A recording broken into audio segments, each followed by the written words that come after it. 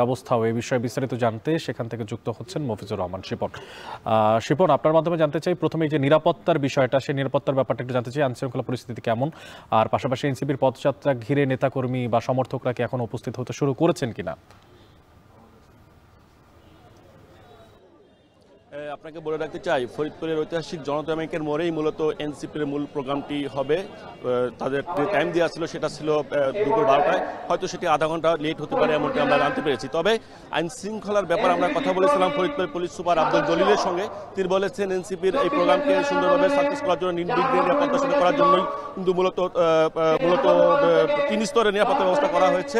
এখানে রয়েছে পুলিশের পাশাপাশি কিন্তু সাদা পোশাকের পুলিশও রয়েছে। সে আমরা দেখতে পেরেছি সকাল থেকে কিন্তু সেনাবাহিনীর 2-3টি টহল দল কিন্তু সারা শহরের বিভিন্ন জায়গায় কিন্তু তারা ঘুরছে। আরেকটি কথা বলে রাখতে চাই, সেটা হচ্ছে এনসিপির এই প্রোগ্রামটিকে সাকসেস করার জন্য কিন্তু ইতিমধ্যেই এনসিপির যে কর্মী সমর্থকরা রয়েছে জেলার 9টি উপজেলার বিভিন্ন জায়গায়, সেখান থেকে কিন্তু আসতে শুরু করেছে সমাবেশ স্থলে, যেখানে পথসভাটি হবে এনসিপির। এবং এই এনসিপির নেতৃবৃন্দ, জাতীয় নেতৃবৃন্দ যারা রয়েছেন, তারা কিন্তু এখানে এসে বক্তব্য দেবেন এবং দিক নির্দেশনা দেবেন, আগামী দিনের পথ চলার বিষয় তারা কথা বলবেন এমনটি আমরা জানতে পেরেছি।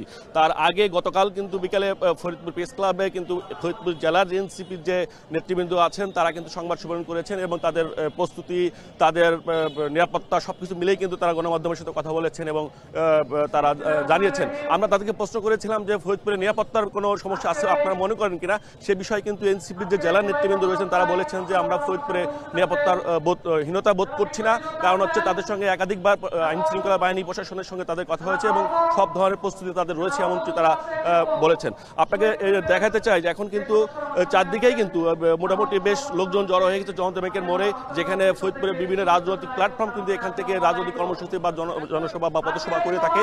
সেখানে কিন্তু অনেক বিপুল সংখ্যক মানুষ কিন্তু উপস্থিতি হয়ে গেছে। আমি কথা বলেছিলাম ফরিদপুরের এনসিপির যে যুগ্ম সমন্বয়ক তিনি জাহিদুল ইসলাম, তিনি বলেছেন যে আমরা যশোর থেকে নেতৃবৃন্দ আসার পর ফরিদপুর অংশে কিন্তু তাদেরকে রিসিভ করা হবে এবং রিসিভ করে তাদেরকে স্বাগত জানিয়ে ফরিদপুরে নিয়ে আসবে। তো এই ছিল ফরিদপুরের সর্বশেষ এনসিপির পদযাত্রার খবরাখবর। অনেক ফরিদপুর থেকে যুক্ত ছিলেন মফিজুর রহমান।